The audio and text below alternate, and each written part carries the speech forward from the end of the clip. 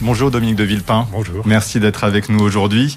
Pour vous interroger à mes côtés, Alexis Brézé du Figaro. Bonjour. Et Christophe Jacubizine de TF1 LCI. Bonjour. Et dans cette émission séquence droit de suite, interactive, Marie-Pierre Haddad de la rédaction numérique de RTL nous rejoindra à 2 reprises pour relayer les commentaires, les interrogations des auditeurs et des téléspectateurs qui nous regardent et nous écoutent pour interpeller Dominique de Villepin. Rien de plus simple, Facebook ou Twitter, hashtag le grand jury.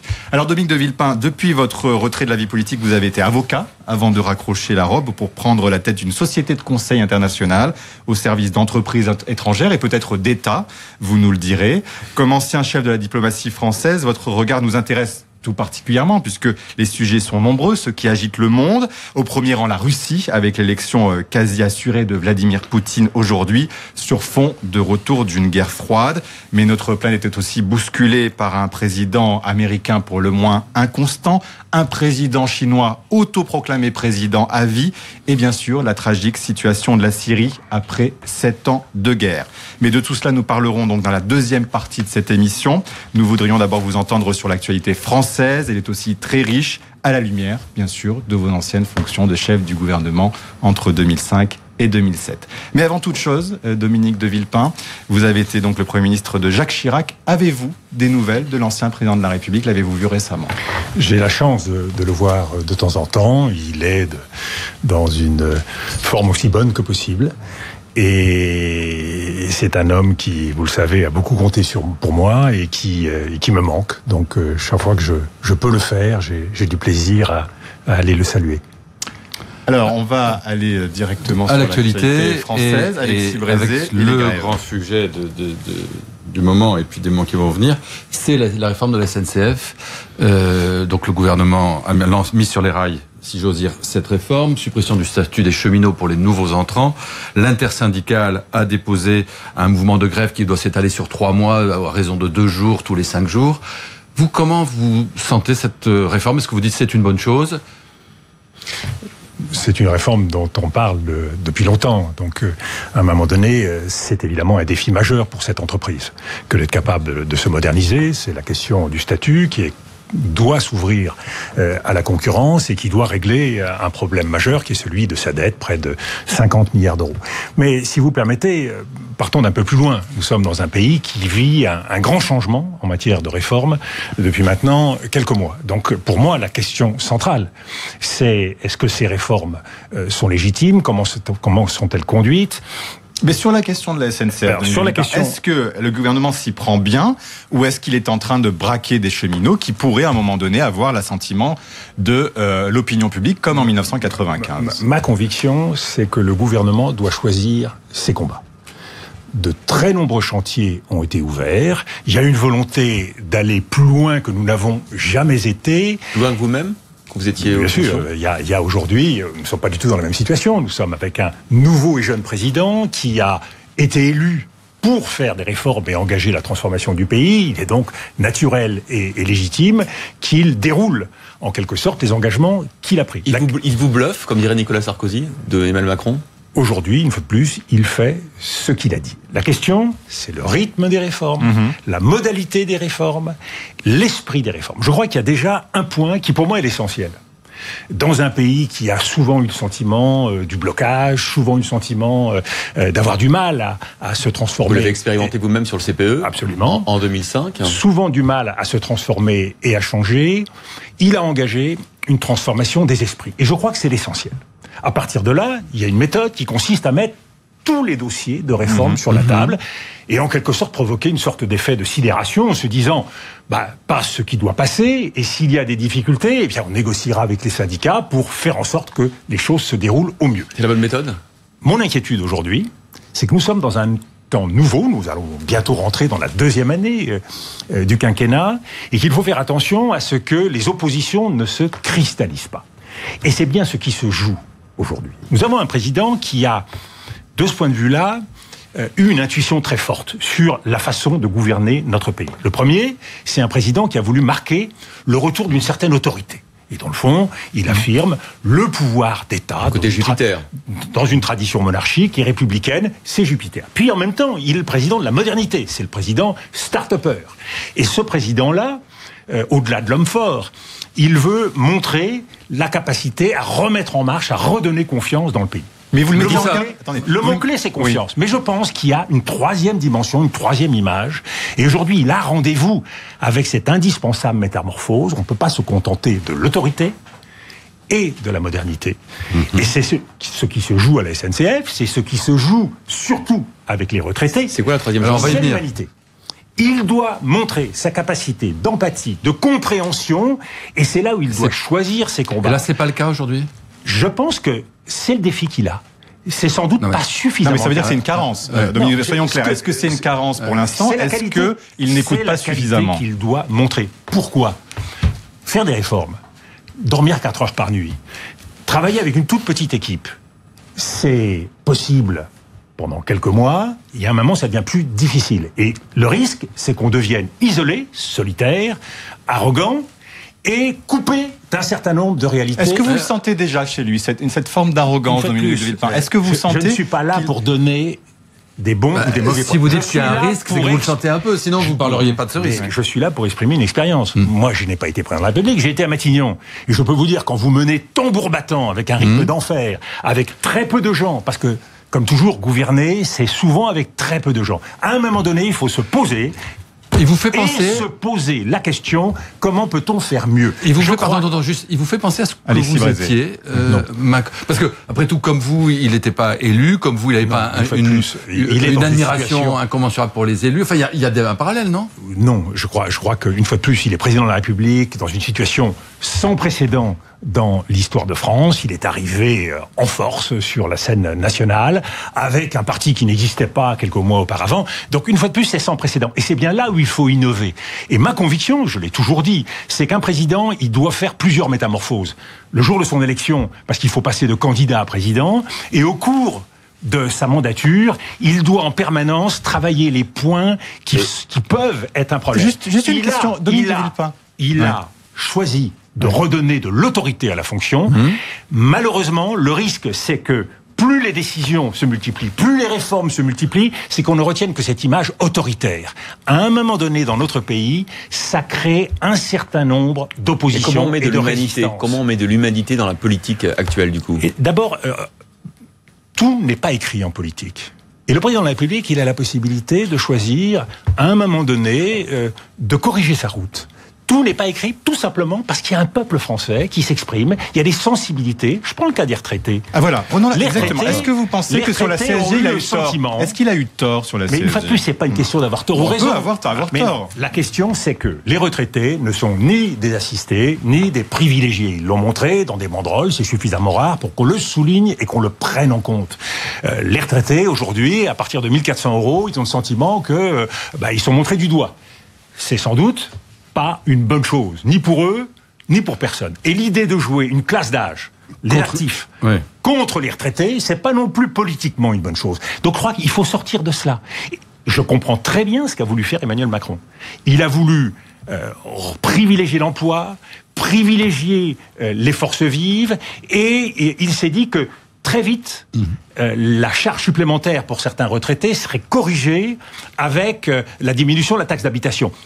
Il se passe, et ça c'était pas prévu, que le calendrier n'est pas aussi serré qu'il aurait pu le souhaiter. Les choses ne se passent pas tout à fait comme comment vous l'expliquez? Est-ce qu'il est déconnecté quelque part, notre président de la République, de certaines réalités? Il n'est pas déconnecté. Comme Laurent Wauquiez a pu le dire. L'exercice du pouvoir d'État est quelque chose de complexe.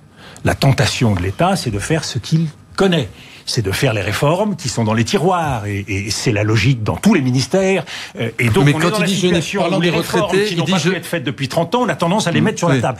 Eh bien, le président de la République, il est là, lui, à un moment donné, pour dire, et c'est là où je pense que le président de la République doit garder peut-être une distance par rapport à l'action de ce gouvernement. À un moment donné, il doit dire, là, ça va pas comme il faut. Là, on va prendre un peu plus de temps. Là, on va faire un détour. Ça, c'est la question de la mécanique de la réforme. Mais je pense qu'il y a une autre question peut-être plus importante. C'est la dynamique politique de la réforme. Alors attendez, on va rester un peu quand même le jeu des questions-réponses 2020, vous en souvenez? Politique, on va rentrer Alexis Brézé. Alors vous dites, en pointillé, il faut faire preuve d'humanité. Alors notamment sur cette question de retraite, qu'est-ce qu'il faudrait faire? Il faudrait dire, on renonce à l'augmentation de la CSG? Alors, il y a plusieurs hypothèses, une fois de plus, et c'est pas à moi à faire des suggestions. Il y a une fameuse cagnotte fiscale, et je comprends très bien qu'on souhaite, de façon prioritaire, l'utiliser pour le désendettement. C'est quand on a 2300 milliards de dettes, 100% de notre produit intérieur brut, c'est normal que ce soit une priorité. Ça a été ma politique. Mais le problème, c'est qu'il faut trouver des marges de manœuvre. Je rappelle aux auditeurs que c'est une cagnotte fiscale de 4 milliards à la disposition du gouvernement. Ça veut dire des recettes il y a des recettes supplémentaires, fiscales supplémentaires grâce à la croissance. Et donc on entend Dominique Villepin nous dire on pourrait prendre une partie de cette cagnotte pour corriger certaines choses. Une fois de plus, je dis ça à contre-cœur parce que je crois vraiment à la logique du désendettement. Ça a été des priorités. Vous l'aviez déjà dit à Jospin à l'époque, l'histoire de la cagnotte. Ça a été une des priorités de mon gouvernement que de privilégier le remboursement de la dette à un moment où peut-être les taux d'intérêt vont augmenter, sachant qu'on a 43 milliards de remboursement de dette et que un point de hausse de taux d'intérêt provoquerait plusieurs milliards. On fait quoi pour les retraités? Donc une fois de plus, moi je ne suis pas ministre en charge de la cohésion sociale, je ne suis pas Premier ministre et Président de la République, et je ne me prends ni pour les uns ni pour les autres. Je n'ai pas à dire, moi, quelle est la méthode et quelle est, non mais Dominique, par exemple, quelle est la modalité. Il y a des députés en marche, il y a une des députés en marche qui disent que 20% de cette cagnotte doit revenir aux EHPAD et aux retraités. Est-ce que pour vous, ça peut être un chiffre possible? C'est une des pistes possibles. Mais je pense qu'on ne peut pas laisser ce sentiment qui s'exprime aujourd'hui chez les retraités, d'une catégorie qui se sent victimisée, on ne peut pas le laisser sans réponse. Ça fait partie, et c'est pour ça que je pense que dans la conduite de la réforme, le président de la République ne doit pas toujours être en première ligne, en liaison avec son gouvernement, en liaison avec ceux qui, au sein de la majorité, soutiennent les réformes. Il est trop en première ligne. Le président de la République. Tout à l'heure, vous avez parlé d'une tentation autoritaire. Ça m'a un peu interpellé. Le président de la République, c'est pas un secret. Il a beaucoup d'énergie, il a beaucoup d'idées. Il porte aujourd'hui l'essentiel du travail qui est fait dans ce pays. Je pense que politiquement et institutionnellement, je pense que c'est toujours dangereux. On s'use à être en première ligne, et je pense que c'est une des faiblesses de notre système institutionnel. Une des faiblesses de la Constitution. On va venir au dispositif. C'est que le président, il est en majesté à une époque où on a besoin de plus de représentation, de plus de démocratie représentative. Alors on va y venir. Juste avant, je voudrais vous poser sur la SNCF la même question que sur les retraités. Eh bien, je ne vais pas vous répondre. Qu'est-ce qu'il faudrait? On vous pose d'abord la question. On vous pose la question. C'est trop facile. Vous dites qu'il faut être humain. On fait quoi vis-à-vis des cheminots si on veut être humain? On renonce à la réforme. Vous m'invitez. Je suis retraité de la politique. Je n'ai pas l'intimité des dossiers et me prêter à ce jeu qui consiste à jouer au ministre de l'économie ou au Premier ministre, c'est absurde. Moi, je vous dis simplement, il y a un problème. Et je crois que ce problème, on ne peut pas le laisser non traité. Il y a un problème sur la méthode et il y a un problème sur le fond, sur la dynamique politique. Et là aussi, il y a un problème. C'est que on a un parti, En Marche, très majoritaire, qui domine complètement l'Assemblée nationale, et qui est un parti jeune, à bien des égards inexpérimenté, même s'il y a des figures importantes, Christophe Castaner, Richard Ferrand. Mais un peu ce n'est pas suffisant. Ce n'est pas suffisant pour mener une politique aussi ambitieuse. Donc il lui faut des alliés. Et ma conviction, il faut des alliés, il faut des soutiens, il faut des relais, il faut une dynamique partagée. Malheureusement, notre système, le système majoritaire, ne crée pas cela comme en Allemagne où il y a des coalitions. Nous avons besoin aujourd'hui de pluralité, de débat. Il y a déjà des républicains qui ont rejoint. Mais ça ne fait pas aujourd'hui une logique de coalition, une logique d'union suffisante. Alors vous allez chercher où ces nouveaux alliés, Dominique de Villepin? Ma conviction, c'est qu'avant les élections européennes de 2019, on voit qu'il y a un certain nombre de discussions qui sont engagées avec un certain nombre de grandes figures de notre vie politique, mon ami Alain Juppé, d'autres. Je crois que pour le président de la République, son intérêt aujourd'hui, c'est d'élargir sa palette. C'est d'élargir le nombre de ses soutiens, la dynamique, le nombre de personnes qui peuvent avec lui. Vous pourriez faire partir de cette palette de couleurs, par exemple? Je l'ai dit tout à l'heure, je suis un retraité. Définitivement. Définitivement. Vous ne serez pas sur une liste européenne. Si je m'exprime aussi librement et sans aucune forme d'arrière-pensée et d'intérêt. Soyons clairs. Et si Emmanuel Macron vous propose d'être cet arc-en-ciel, aussi faire partie et d'être sur la liste européenne, vous direz non? J'ai répondu plusieurs fois à cette question, même au Parlement européen, même à la Commission européenne. J'ai répondu plusieurs fois à cette question. La réponse est non. Donc, à partir de là, je crois qu'il a intérêt à démultiplier ses soutiens. C'est la logique qui existe dans tous les pays d'Europe. Ça veut dire quoi? Nous sommes le seul système de Alain présidentiel. Juppé doit être, par exemple, mener la campagne des européennes en 2019, par exemple. Je dis qu'il faut enrichir la majorité de plusieurs pôles d'expression avec des sensibilités, avec des nuances qui permettent au président de la République et au Premier ministre d'avoir un clavier. Aujourd'hui, il y a un parti qui est un peu trop un parti Godillot. Ce parti Godillot, il dit toujours la même chose. Il suit le président, il suit le Premier ministre. C'est une chance pour un Premier ministre et pour un président de la République d'avoir des majorités plurielles. Mais il n'y a pas que nous sommes dans une époque où il faut prendre en compte la diversité des sensibilités et des sentiments. Ça permet au président d'arbitrer.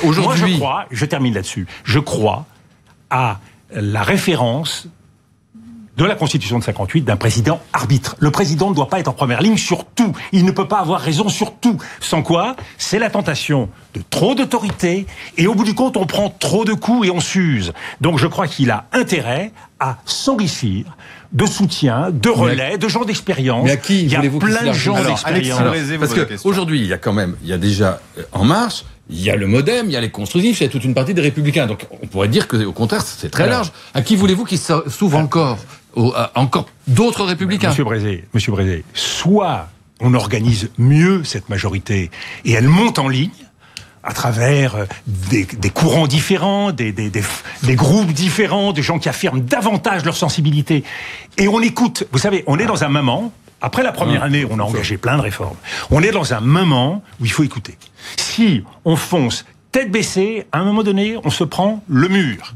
Pourquoi ? Parce que, je l'ai dit, le président joue sur une image complexe, autorité, modernité. Il doit élargir sa capacité à avancer en prenant en compte davantage ce qui se passe devant lui. C'est une situation très difficile sur le plan national et international. Il faut donc plus de diversité politique. Par exemple, sur une question très concrète qui concerne nos concitoyens, les 80 km/h. Alors, ça va vous paraître peut-être anodin, mais il y a une montée de la colère dans le pays contre cette mesure. Le président de la République lui-même monte au front avec son Premier ministre. Est-ce qu'il a tort d'en faire un point dur ? Alors, avant les 80 km, il y a une réforme qui peut illustrer d'une certaine façon ce que je pense. Parce que c'est pas uniquement au sein de la majorité qu'il faut consulter. C'est y compris bien sûr l'opposition. La réforme des institutions, voilà la réforme idéale où un consensus peut être trouvé. Et dans le fond, ça nous ferait peut-être du bien d'avoir quelques réformes qui passent par consensus.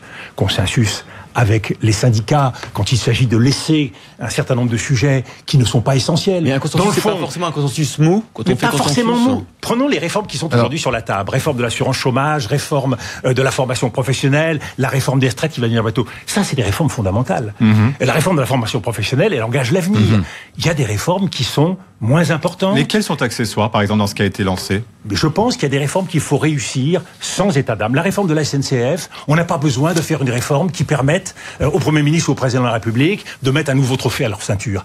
Avoir une réforme sans gagnant ni perdant, ce serait pas mal. La réforme des institutions, elle peut être réussie par consensus. Vous savez, la logique d'autorité, elle conduit à la logique de trophée, où on brandit les réformes, regardez ce qu'on a fait. Je le redis, l'important aujourd'hui, il n'y a pas de consensus sur les institutions. L'important dans les réformes, c'est le changement des mentalités. La plupart de ces réformes, pour une part, sont des réformes de papier. On modifie la loi, on modifie la Constitution. Très bien. Mais la vraie réforme, celle qui fait que la vie des gens change, elle est très loin de tout ça. Donc il ne faut pas s'accrocher de façon symbolique et trop politicienne à des mantras. Il faut accepter que l'important, c'est que nous travaillons les uns et les autres mieux alors ensemble. La réforme des institutions, sur les institutions, aujourd'hui, ça bloque. L'esprit de réforme. Aujourd'hui, les institutions, on comprend que ça bloque. Qu'est-ce qui est important dans la réforme ? Attendez la question de Dominique de Villepin. La question, c'est à quoi le chef d'État doit-il renoncer pour obtenir l'accord du Sénat ? L'histoire des 3 mandats consécutifs, vous vous dites qu'il laisse tomber ça et ça ira mieux ? Je suis convaincu qu'avec Gérard Larcher, que je connais bien, il a été dans mon gouvernement, on peut trouver un accord. Et si on doit abandonner un aspect ou un autre aspect, l'essentiel c'est quoi ? C'est de ramener le Parlement à une taille. Mais c'est pas secondaire pour Emmanuel Macron. La limitation dans le temps des 3 mandats, c'est au contraire une mesure fondatrice d'une nouvelle... Je ne dis pas que c'est celle-là qu'il faut abandonner. Il n'y en a pas 100 000 il faut peut-être sur le mode de scrutin trouver aussi, tailler et trouver la bonne formation. Je crois beaucoup et je crois que c'est nécessaire d'avoir une réforme du mode de scrutin et d'introduire un peu de proportionnel. Il faut voir à quel niveau. Mais je pense que sur tel et tel sujet, on peut trouver dans la négociation des points d'accord. Ce que je dis, ne soyons pas absolutistes, ne soyons pas puristes. Moi, je dis ça d'autant plus que moi, je l'ai été. J'ai succombé à cette tentation.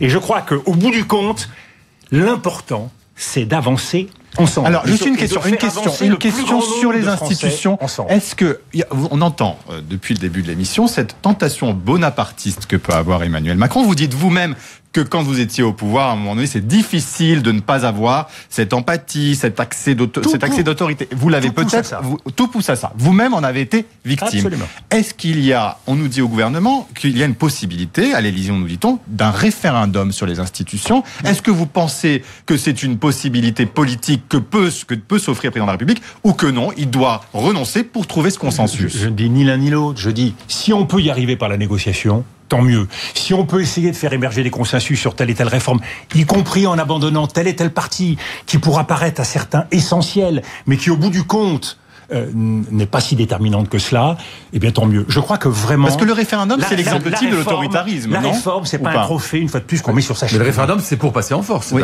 justement, c'est pour ça que je pense qu'il vaut mieux essayer d'arriver par la négociation. Un référendum, et je le sais d'expérience, c'est toujours dangereux.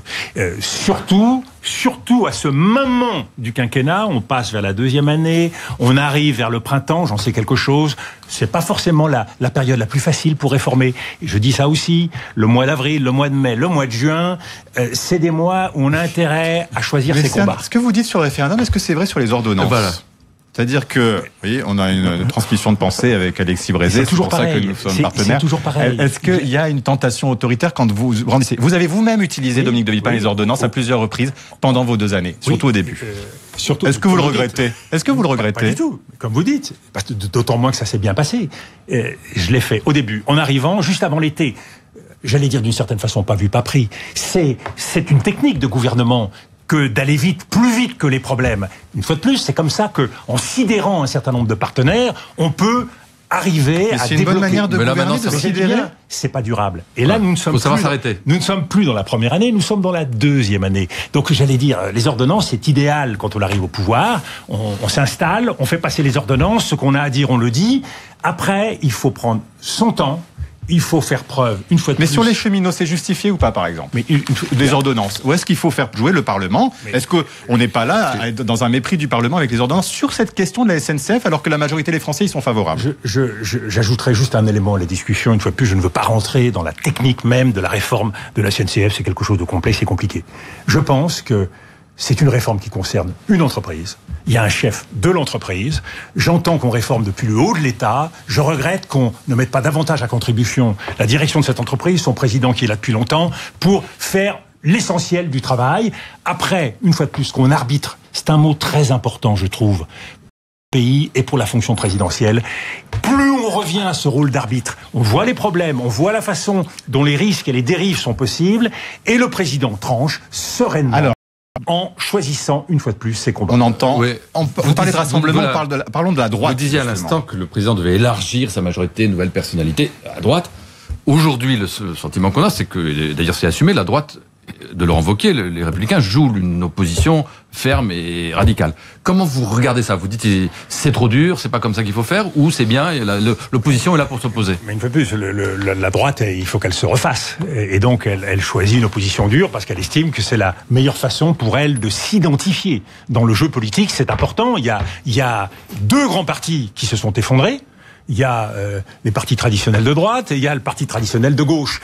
Et il est resté, il a émergé au centre la République en marche. Wauquiez fait bien le job? Mais Wauquiez, pour le moment, il fait ce qu'il peut. Et une fois de plus, il s'adapte à une situation.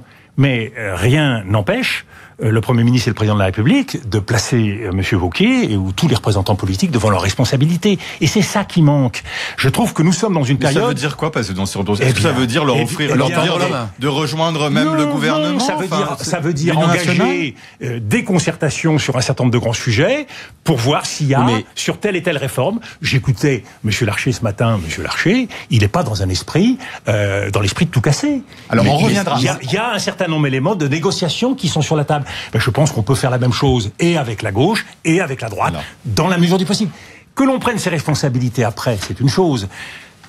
Qu'on veuille tout faire en même temps, prendre le risque de passer en force et prendre le risque à un moment donné de susciter des résistances, il faut faire attention. Marie-Pierre Haddad nous a rejoint de la rédaction numérique de RTL. Bonjour Marie-Pierre. Bonjour à tous. Alors, première réaction des auditeurs et téléspectateurs à ce qu'ils ont entendu cette première partie de l'émission. Oui, bonjour Dominique de Villepin. Alors, j'ai sélectionné un commentaire de Francis qui dit « Monsieur de Villepin, êtes-vous content d'avoir privatisé les autoroutes ?» Écoutez, je suis content d'avoir contribué au désendettement de notre pays. Il y a des choix qui sont difficiles à faire. Cette privatisation, elle n'a pas été décidée par le Premier ministre lui-même tout seul. Elle a été faite en liaison avec le Parlement et les services de l'État. Le prix a été fixé par les services compétents du ministère des Finances, après un rapport parlementaire. Donc tout ça s'est fait dans la plus grande transparence. Il a quand même quelque chose à vous dire. Qu'à la fin, il y ait des récriminations, je le comprends très bien. Justement, ce qu'il y a de positif, c'est que nous avons un système d'autoroute qu'on nous envie un peu partout en Europe et dans le monde. Donc nous avons un système qui marche bien. Mais la hausse des péages, c'est justifiable ? Ah, mais la hausse des péages, c'est quelque chose sur lequel nous ne sommes pas sans pouvoir agir en liaison avec les concessionnaires. C'est quelque chose qui régulièrement est susceptible d'être discuté avec eux. Donc que nous on peut renégocier avec les autoroutes. Il faut renégocier avec les autoroutes. Nous en avons la possibilité. Donc Ségolène Royal avait voulu si on estime que les choses ne vont pas comme il faut, eh bien il faut se servir de cette capacité de renégociation. Les privatisations, il faut aller plus loin. Aéroport de Paris, Française des Jeux. Chaque situation est particulière, mais je crois que chaque fois que l'État n'est pas indispensable dans la conduite d'une entreprise, je pense que c'est le cas de Renault, c'est le cas d'un certain nombre d'entreprises. ADP, est-ce que c'est le cas ? Parce qu'on dit que c'est stratégique, Aéroport de Paris, avec des intérêts chinois qui pourraient rentrer. ADP, c'est particulier. Nous avons vécu la polémique de Toulouse avec cet aéroport vendu aux Chinois, parce que ça participe d'une nécessité de service public. Donc c'est vrai que sur ADP, il y a une réflexion qui doit être menée de façon assez fine.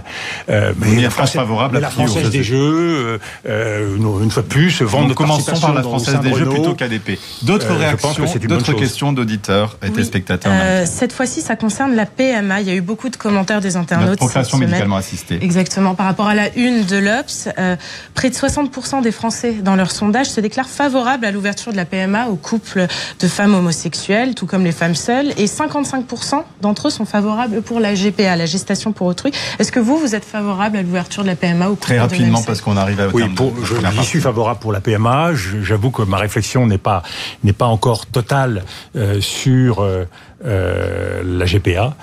Mais vous dites pas non par principe à la GPA ? Je suis ouvert à une réflexion parce que je vois bien que pour ces couples homosexuels, il y a une souffrance, il y a une épreuve qui est vécue de façon très douloureuse. Donc plus on peut aller dans cette compréhension sans pour autant briser le noyau familial, briser un équilibre au sein de la famille, mieux ça vaut, et sans tomber dans la marchandisation du corps, bien sûr.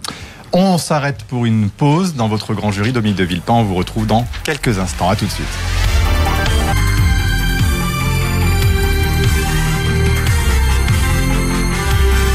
Suite du grand jury RTL Le Figaro LCI. Invité aujourd'hui, Dominique de Villepin, ancien Premier ministre. Le débat est dirigé par Benjamin Sportouche. Avec à mes côtés Christophe Jacubizine de TF1 LCI et Alexis Brézé du Figaro. Dominique de Villepin, avant d'aller vers la situation à l'étranger, deux petites questions. D'abord politique, puisque nous en parlions avant la pause, de la droite et de Laurent Wauquiez. Est-ce que vous pensez qu'il y a une réelle étanchéité aujourd'hui entre les Républicains ou le Front National ? Vous aviez dit à un moment donné, vous avez parlé de votre crainte d'une droite croupion qui court derrière le FN.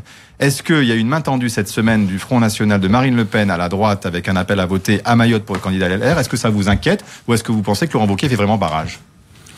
Je crois que la volonté de Laurent Wauquiez est forte de faire barrage, que la tentation existe au niveau des électorats, ça c'est possible, et c'est le risque dans le positionnement de la droite, les Républicains, droite dure, c'est le risque d'être porté et poussé à la surenchère vis-à-vis. Mais vous n'avez pas de crainte particulière je crois que du côté de Laurent Wauquiez, il l'a dit très clairement, il n'y aura jamais de compromission avec le Front National. Autre question d'actualité, Christophe Jacubizine, avant qu'on aille vers l'étranger. Oui, peut-être une question sur Bertrand Cantat qui a été obligé d'annuler ses concerts sous la pression un peu quand même de l'opinion, les concerts pas ses concerts de sa tournée, mais les concerts notamment dans les festivals. Est-ce que vous trouvez que c'est injuste, qu'il y a double peine, ou est-ce qu'effectivement il doit porter ce crime longtemps. Dominique de Villepin. La peine a été effectuée et de ce point de vue-là, Bertrand Cantat a fait ce qui lui a été imposé. Comment doit-on réagir aujourd'hui ? Il est difficile d'oublier qu'il y a eu la mort d'une jeune femme. Et de ce fait, ça pose la question, quand un tel événement a eu lieu, est-ce qu'on peut se produire comme si de rien n'était en public, dans un festival? C'est plus facile dans des activités plus confidentielles. Un artiste peintre, il n'est pas soumis à ce type de difficultés. Quand on Donc est vous dites qu'il faut qu'il s'abstienne ? Je dis que personne ne peut rien lui imposer, mais que lui-même peut, par la réflexion, être amené à comprendre qu'il doit choisir un type de carrière sans doute plus confidentiel. Il doit s'exprimer autrement, en prenant en compte le fait que le fait de chanter est perçu comme une agression, comme une souffrance. Donc pas dans des festivals, mais plutôt peut-être dans sa propre tournée personnelle. Voilà, je pense que on vous a entendu, il doit comprendre qu'il y a une façon de s'exprimer qui ne peut pas ignorer la réalité de ce qui a été fait. Alors, on va passer à la situation internationale. Je rappelle donc que vous n'êtes plus avocat, vous êtes à la tête de la société Villepin International, vous conseillez des entreprises étrangères. Est-ce que vous conseillez des États ou pas, Dominique de Villepin, avant que nous rentrions dans ces sujets? Parce que on peut se poser la question de conflit d'intérêts éventuel. Non, il n'y a pas de conflit d'intérêts, d'aucune sorte. Donc pas d'État, il n'y a pas d'État que vous conseillez aujourd'hui, de gouvernement que vous conseillez directement aujourd'hui. Non. Alors, je rencontre beaucoup de représentants de beaucoup d'États. Mais vous n'êtes pas rémunéré pour des conseils à des États. Non. Alexis Brézé. Et donc, l'actualité internationale aujourd'hui, c'est notamment la Russie, où Vladimir Poutine va accéder à un 4e mandat. Au fond, qu'est-ce que vous en pensez de Vladimir Poutine? Est-ce que c'est une bonne chose pour la Russie? Est-ce que c'est une bonne chose pour le monde? Est-ce que c'est un apprenti dictateur ou un dictateur? Est-ce que c'est l'homme qui a rendu sa fierté à la Russie? Comment vous percevez l'homme et le rôle historique de Vladimir Poutine? C'est sans doute aujourd'hui l'une des questions les plus importantes que nous avons à régler, nous, Français et Européens, vis-à-vis de la politique étrangère. Nous sommes dans une situation où la Russie est perçue comme très agressive. L'affaire de l'espion, l'agent double, de l'empoisonnement, ça vous. Royaume-Uni. Pour vous, ce sont les Russes, parce que Theresa May est claire là-dessus. Est-ce qu'elle va aller trop vite en besogne? Un faisceau d'indices semble montrer, c'est ce que dit Emmanuel Macron, c'est ce que dit Theresa May, c'est ce que dit Angela Merkel. Il y a un faisceau d'indices qui semble indiquer que ça ne peut pas être, sauf explication, quelqu'un d'autre que la Russie. Donc il faut prendre en compte cette situation, les manœuvres militaires à l'Est, la situation en Ukraine, en Crimée. Rien de tout cela ne peut être oublié, bien sûr. Et il y a des positions fortes de principe qui doivent être respectées. Mais nous sommes dans une situation internationale qui constitue un point de départ totalement nouveau et qui doit nous amener à penser différemment notre relation avec la Russie et notre politique étrangère.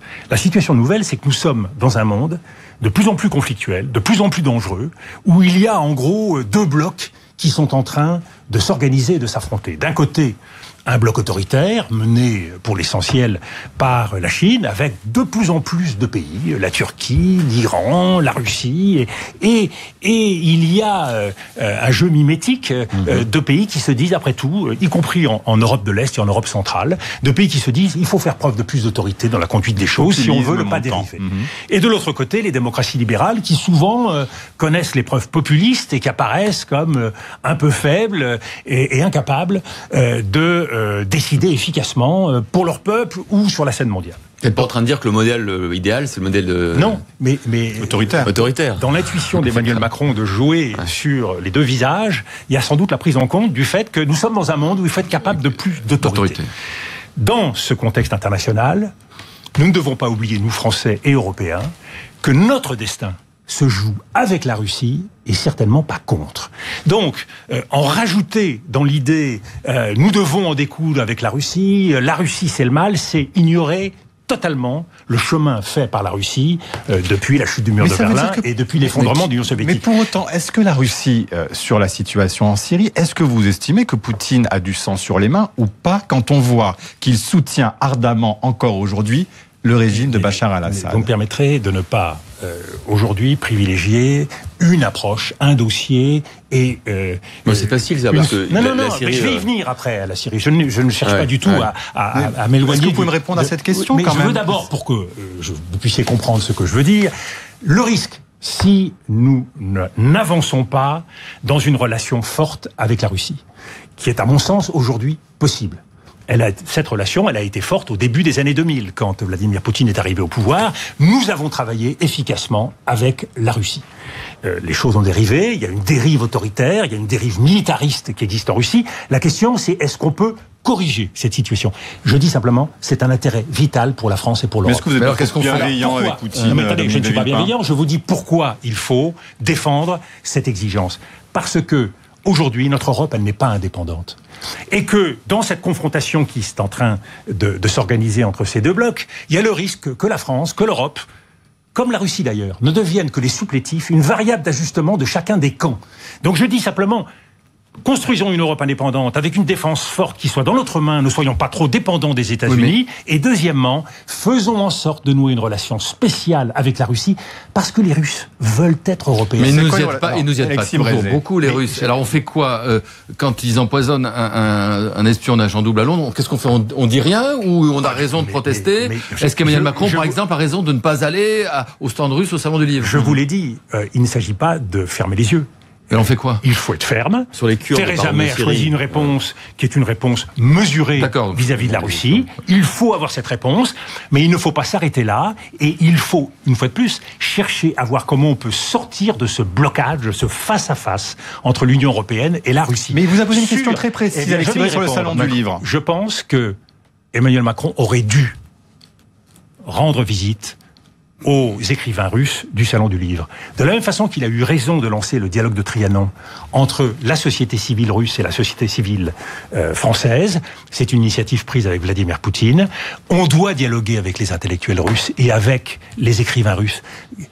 C'est quand même le rôle historique de la France que de mettre la culture au-dessus. Donc tout ça, le boycott de la Coupe du Monde de football en Russie serait pour vous aussi une erreur. C'est Theresa May, elle laissé planer l'idée. Mais non, elle a envisagé. Elle a dit que les officiels les officiels n'y seront pas, mais les joueurs y seront. Est-ce que Emmanuel Macron doit s'y rendre ou pas, par exemple ? C'est un choix qu'il doit faire. Mais boycotter la Coupe du Monde en Russie, ce serait également Est-ce que les absurde. officiels, les joueurs, personne n'y pense, mais les officiels françaises qui doivent être présents aux cérémonies d'ouverture de la Coupe du Monde ?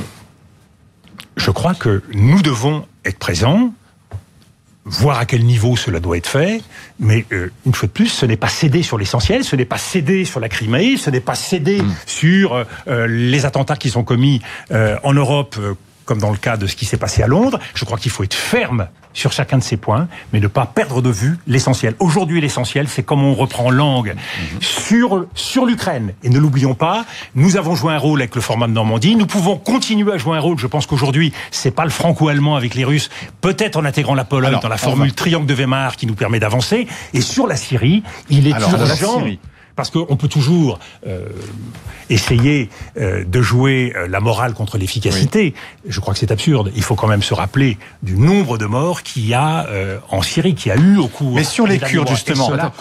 Alors, une question, parce qu'il faut qu'on avance sur les Kurdes. Sur les Kurdes, je crois que l'enclave d'Afrin est en train de tomber, l'enclave kurde en Syrie, où elle est tombée ce matin. Voilà, c'est avec le soutien des Russes est-ce qu'on n'a pas abandonné nos alliés kurdes qui nous ont aidés contre la guerre, contre Daesh. Mais tout à fait, monsieur Jacubizine, tout à fait. Mais la réalité aujourd'hui, c'est comment on change l'histoire en Syrie et comment on la change au Moyen-Orient plus largement. On a essayé de privilégier l'outil militaire, les interventions militaires, en pensant qu'une fois qu'on aurait réglé la question de Daesh, tout serait réglé. Manque de bol. On revient à la case départ. La transition politique n'a pas avancé d'un iota. Le processus d'Astana, le processus de Genève, le processus de Sochi n'ont pas permis de régler les choses. Ma conviction, c'est qu'il faut partir de plus loin aujourd'hui. C'est-à-dire que on ne peut pas régler la question syrienne uniquement en traitant le dossier syrien. Aujourd'hui en Syrie, on assiste à un partage des dépouilles. D'un côté, les Turcs à Afrin. Sauf qu'il y a une situation d'urgence, Dominique de Villepin. Vous nous dites de manière très docte et un peu conceptuelle qu'il faut tout ça, resituer tout cela dans un contexte. On a une crise en Syrie qui dure depuis 7 ans, avec des victimes civiles. On a la Ghouta, une enclave, où il y a des gens qui sont en train de mourir et de faim. Qu'est-ce que vous faites? Est-ce que on pontifie ou est-ce qu'on agit? C'est exactement ce que je veux essayer de vous dire. Les solutions que vous préconisez sont celles qui permettent justement de pontifier, de ne rien faire depuis 7 ans. C'est-à-dire que l'intervention militaire de bombardement de la France et des États-Unis, pour vous, c'est exclu, par exemple. Mais une fois de plus, je ne pense pas que ça permette d'avancer. Aujourd'hui, la clé russe est essentielle, il y en a d'autres. Aujourd'hui, nous devons... C'est pour cela qu'on peut toujours vouloir faire la guerre à la Russie ou régler des comptes avec la Russie, mais vous ne réglerez pas la question syrienne sur la Russie. Là, je vous parle de la Syrie, de Bachar el-Assad. Vous ne réglerez le président pas de la République question a dit syrienne. s'il y a des gaz utilisés, il faut intervenir militairement. Est-ce qu'il faut le faire si jamais des gaz... La preuve est apportée que des gaz sont utilisés. Le président s'y est engagé. Oui, il faut le faire. Que l'on marque clairement, le jour où on a la preuve, et l'ensemble des rapports sont convergents, que l'on marque clairement en trouvant les cibles adéquates. J'y suis tout à fait favorable. Pour vous, aujourd'hui, c'est pas établi. On n'a pas de preuves. Vous avez ces rapports sur la table. Je dis une fois de plus. Il y en a eu beaucoup d'ONG disant qu'il y a eu des gaz qui ont été utilisés, Dominique de Villepin. Qui s'est engagé à faire respecter cette ligne rouge. Le jour où le président de la République, le ministre des Affaires étrangères, le ministre de la Défense ont ces éléments-là, qu'il décide à ce moment-là une opération militaire ciblée. Très bien, ça ne réglera pas la question, une fois de plus. Donc aujourd'hui, vous avez besoin de la Russie, et c'est pour cela que je ne veux pas être irénique, et malheureusement, je vous renvoie à vos questions, c'est vous qui l'êtes quand vous dites il faut marquer le coup vis-à-vis de la Russie. Je dis rien, je vous pose des questions. Oui, mais en l'occurrence, ce sont des questions qui ne permettent pas de faire avancer le débat. Dans le cadre de la Russie, nous avons besoin des Russes. Nous avons besoin des Iraniens. Et de la même façon, il faut dire clairement aux Américains que nous ne les suivrons pas dans la dénonciation de l'accord de juillet 2015. On a besoin de l'Iran pour régler le problème du Moyen-Orient. On a besoin de l'Arabie Saoudite, on a besoin d'Israël. Donc, à un moment donné, plutôt que d'essayer de régler les problèmes les uns après les autres, on a besoin de mettre tous ces problèmes sur la table, dans le cadre, à mon sens, d'une grande conférence sur l'ensemble des questions du Moyen-Orient. Et nous arriverons à progresser. Pourquoi ? Vous aviez dit qu'Emmanuel Macron était se disperser, qu'il fallait avoir des objectifs. Est-ce que vous avez eu l'impression qu'il se recentre sur des questions essentielles ? Vous lui avez fait cette suggestion. Vous lui avez dit, attention, il y a une dispersion dans la politique étrangère de la France. J'ai parlé de surchauffe diplomatique. Oui. Je crois qu'on est à un moment, pour la diplomatie française, qui est un moment important, puisque la France a marqué des points sur la scène diplomatique mondiale. Le président a affirmé une image, une présence, fait des discours forts, montré un certain nombre de voix, en particulier en ce qui concerne l'Europe. Mais maintenant, nous avons besoin de marquer des points. Il faut des succès. Vous savez, la diplomatie, elle se nourrit, la crédibilité et la confiance se nourrissent de succès. Donc il faut prendre un certain nombre de dossiers à bras-le-corps. Il n'en a pas eu pour l'instant, Emmanuel Macron. La question de l'Iran, il faut la régler, et quitte à dire assez vertement aux Américains ce qu'il en est, et à travailler. Voilà un sujet sur lequel on peut travailler avec la Russie. Il le fait vis-à-vis de Trump. Voilà un point d'accord qu'on peut avoir vis-à-vis de la Russie et avec la Chine, ainsi qu'avec l'Allemagne. Donc, il y a des sujets où on peut avancer. En attendant cette grande conférence, les Kurdes d'Afrine qui se font taper dessus par les Turcs alors qu'ils nous ont bien aidés, on se dit tant pis, c'est comme c'est la vie.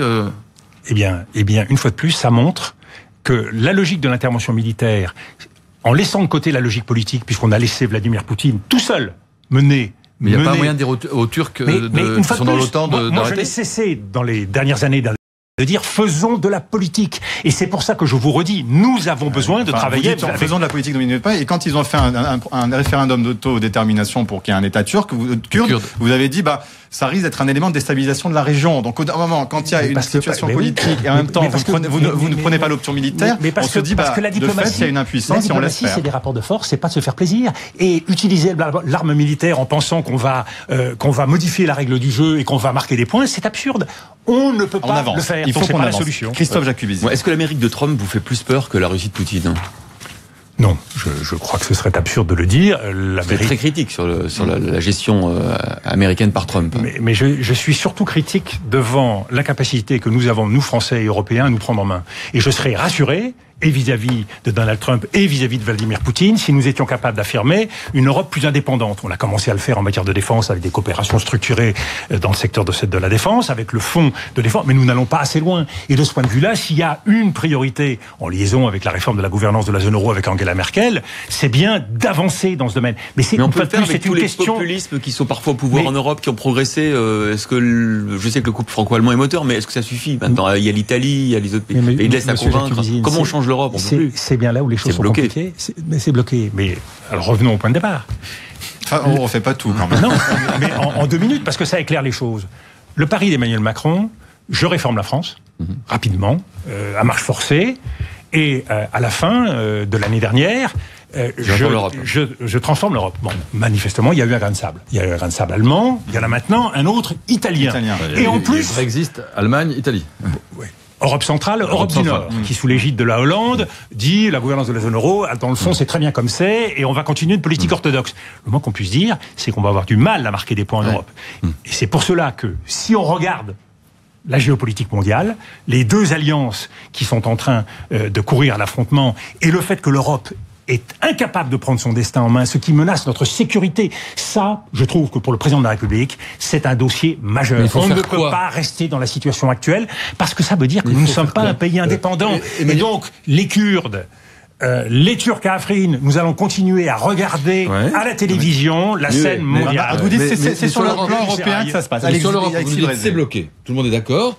Emmanuel Macron a mis un certain nombre de propositions sur la table. Est-ce que ce sont les bonnes? Sinon, qu'est-ce qu'il faut faire pour débloquer? Eh bien, il faut d'abord choisir des priorités. Une fois de plus, c'est toujours pareil. Il faut prendre des priorités, choisir ses combats, voir ce qui peut... Alors, c'est quoi la bonne priorité? Eh bien, je pense qu'il y a une priorité sur la défense. Je pense qu'il y a une priorité dans la gouvernance de la zone euro, sans se battre sur la théologie. Est-ce qu'il faut le budget et le ministre? Il semble qu'il y a un accord qui se dessine sur le Fonds monétaire européen. Allons-y, avançons. On a besoin, une fois de plus, de succès. Est-ce que c'est le leader de l'Europe aujourd'hui, Emmanuel Macron? Parce qu'il y a une faiblesse... On le voit avéré d'Angela Merkel. Est-ce que c'est lui le vrai patron de l'Europe? D'abord, je tempérerai la faiblesse d'Angela Merkel. Ouais. Elle est à la tête d'une coalition. C'est le fonctionnement du système allemand. Il a une expérience. Il a les coups des franches. Et il peut aujourd'hui prendre des initiatives. Il faut le faire une fois de plus avec chacun, sans mettre personne dans le coin de la pièce. Et une deuxième question, vous parliez quand même de bloc contre bloc. Est-ce que vous avez l'impression, vous nous dites, on danse sur un volcan. Est-ce qu'un conflit mondial est possible aujourd'hui? Bien sûr. Bien sûr, mais vous savez, de la même façon que vous êtes réveillé un matin en apprenant que Donald Trump allait rencontrer M. Kim Jong-un, ça c'était une bonne surprise, a priori. C'est un succès de Trump? Attendez, sur la question... C'est surtout un succès de Kim Jong-un pour le moment. Sur la question d'un conflit potentiel. Mais bien sûr, parce qu'aujourd'hui, nous sommes dans un monde, contrairement à celui de la guerre froide et contrairement au monde à certaines autres périodes de notre histoire, nous sommes où il n'y a pas de contrepoids, il n'y a pas de canaux de dialogue développés. Chaque fois qu'il se passe quelque chose sur la scène mondiale, on réagit ou on surréagit. Et c'est là où la diplomatie, c'est un art souterrain, compliqué, mais permanent. Donc il faut beaucoup plus. Enfin, vous vous rendez compte que c'est alarmiste quand même pour les Français qui nous écoutent. Nous avons au moins 4 champs de bataille aujourd'hui. 4 champs de bataille. Nous avons l'Europe avec le front de l'Est. Nous avons l'Asie du Sud, la zone de mer de Chine du Sud et la Corée du Nord. Nous avons le Moyen-Orient qui est un volcan et même bien plus. Et nous avons le Sahel et toute l'Afrique et toute l'Afrique du Nord. Marie-Pierre Haddad nous a rejoint à nouveau pour des questions d'auditeurs et téléspectateurs.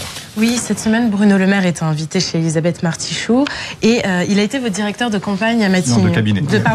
Directeur de cabinet à Matignon de 2006 à 2007. Et sur Facebook, Didier rappelle que quand il était candidat à la primaire Les Républicains, il était contre une hausse de la CSG.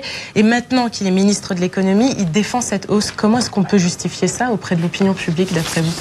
On peut, à un moment donné, choisir une politique, et quand on fait partie d'un gouvernement, là, une fois de plus, on peut pas être d'accord sur tout.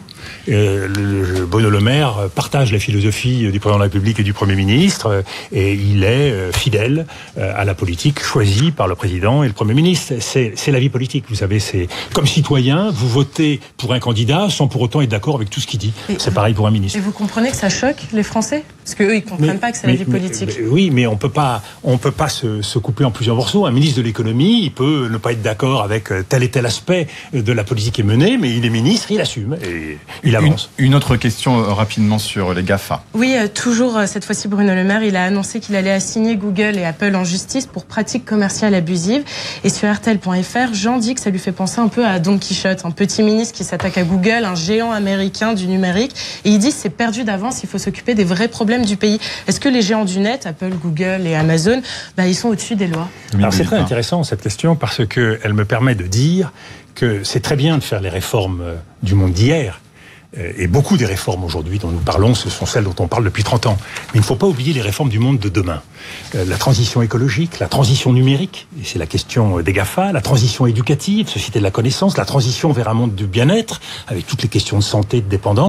Ça, c'est les problèmes que nous allons devoir traiter demain. L'ubérisation de l'économie. Il faut, oui, trouver un système qui permette de taxer les GAFA, d'introduire de la responsabilité, d'introduire aussi de l'identité à ces groupes qui surnagent au-dessus de la planète. Donc il faut les taxer. Ce que ne supportent pas les Français, c'est le sentiment qu'il y a une oligarchie mondialisée qui, quoi qu'il arrive, vit très bien. Et eux, ils sont les deux pieds dans la glaise et ils supportent les difficultés du quotidien. Donc ce ne sont pas des combats perdus d'avance, c'est des combats qu'il faut mener nécessairement et qu'il faut gagner. Une toute dernière question avant de nous quitter. Christophe Jacubizine. Une question importante d'actualité sur un de nos départements d'outre-mer, Mayotte. Est-ce que la situation migratoire y est complètement incontrôlable? Quelle est la solution? Rétablir le droit du sol et... Vous me parlez de Mayotte ou de la France? De Mayotte. De la métropole. Vous dites que la situation migratoire est incontrôlable aussi en métropole? Elle est très difficile, on voit bien. On veut renvoyer beaucoup de gens chez eux, mais qu'il s'agit des déboutés du droit d'asile, de ceux qui sont en transit. Alors ça veut dire qu'il faut remettre en question le droit du sol. Est-ce qu'il faut remettre en question le droit du sol? Très clairement, la droite est en train d'y réfléchir. En tous les cas, même Emmanuel Macron sur le Mayotte. Je n'y suis pas favorable. Je crois que nous avons une tradition française, donc je n'y suis pas favorable. Mais bien évidemment, dans le cas de Mayotte, il y a un problème majeur qui se pose. Alors, le gouvernement réfléchit à une solution qui concernerait l'extraterritorialité de la maternité. Ça paraît curieux, mais il faut continuer de travailler pour trouver la bonne solution. Je ne pense pas qu'il y ait de solution miracle. C'est quoi? C'est des reconduites massives de sans-papiers? Mais vous savez, les reconduites, c'est compliqué parce que les gens reviennent et c'est un problème auquel nous serons confrontés. Vous aviez dit en la matière qu'il fallait plus d'humanité aussi, parce que vous trouvez que le gouvernement était un peu dur. Oui, vous le confirmez? Et ça implique donc sans doute de travailler davantage avec les Comores, de la même façon qu'on travaille avec les pays africains d'origine, avec la Libye, avec la Turquie, avec les pays d'Afrique du Nord. Il faut sans doute travailler davantage avec... La solution est sans doute en Comores, peut-être plus que sur nos côtes. Merci beaucoup, Dominique de Villepin. C'était votre grand jury. Merci à tous les trois. Merci à vous de nous avoir écoutés et regardés. Très belle semaine à tous. À dimanche prochain.